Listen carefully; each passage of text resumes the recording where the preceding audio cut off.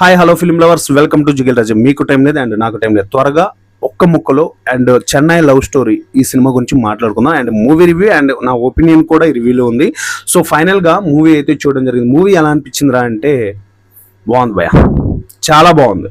బాగుందంటే మామూలు బాగుంది కదా. అంటే ఇలాంటి సాంగ్స్తో అండ్ స్టోరీతో మిస్మరైజ్ చేసిన సినిమాలు ఎప్పుడో 90sలో చూసాం భయ్య.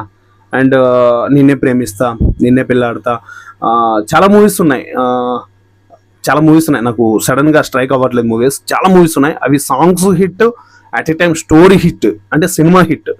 అలాంటి చాలా రేర్గా వస్తున్న సినిమాల్లో చెన్నై లవ్ స్టోరీ ఒకటి. సో అంటే దీని గురించి ప్రమోషన్ చేస్తూ వచ్చారు, కానీ క్లాసిక్ హిట్ అని చెప్పేసి వాళ్ళు కూడా ప్రమోషన్ చేశారు, కానీ అప్పుడు అంత పెద్ద ఒపీనియన్ లేకుండా ఉండే. అండ్ మూవీ చూసిన తర్వాత అండ్ కిరణ్ అబ్బవరం గారి యాక్టింగ్ అండ్ మరి ముఖ్యంగా మనీష్ శర్మ గారి బ్యాక్గ్రౌండ్ మ్యూజిక్, సాంగ్స్ చూసిన తర్వాత ఇది కథ సినిమా, ఇలాంటి ఎంటర్టైన్మెంట్ కదా ఆడియన్స్ కోరుకుండేది అని అనిపించింది. సో చాలా బ్యూటిఫుల్గా ఉంది, మంచి లవ్ స్టోరీ.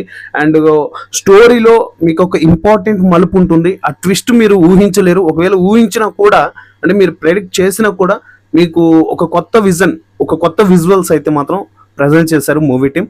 చాలా బ్యూటిఫుల్గా అనిపించింది. Production, background music, acting, everything is good. చాలా అంటే చాలా బాగా అనిపించింది. అండ్ మూవీ చూడకుండా ఉంటే మాత్రం ఫ్యామిలీతో వెళ్ళి కలిసి కూర్చొని చూడండి.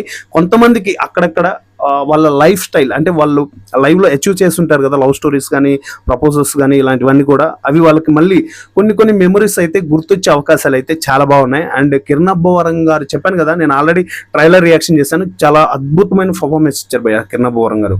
ఆయన తప్ప వేరే వాళ్ళు చేయలేరేమో అనేలాంటి పర్ఫార్మెన్స్ అందించారు. సో మూవీ అయితే మాత్రం వేరే లెవెల్ ఉంది. ఇమ్మీడియట్లీ మూవీకి వెళ్ళిపోయి మూవీ చూడండి. చూసిన తర్వాత ఎలా అనిపించిందో కామెంట్ చేయండి. అండ్ ఒక్క ముక్కలో రివ్యూ ఎలా అనిపించిందో కూడా కింద కామెంట్లో తెలియచేయండి. నెక్స్ట్ వీడియోలో మళ్ళీ కలుసుకుందాం. Thank you.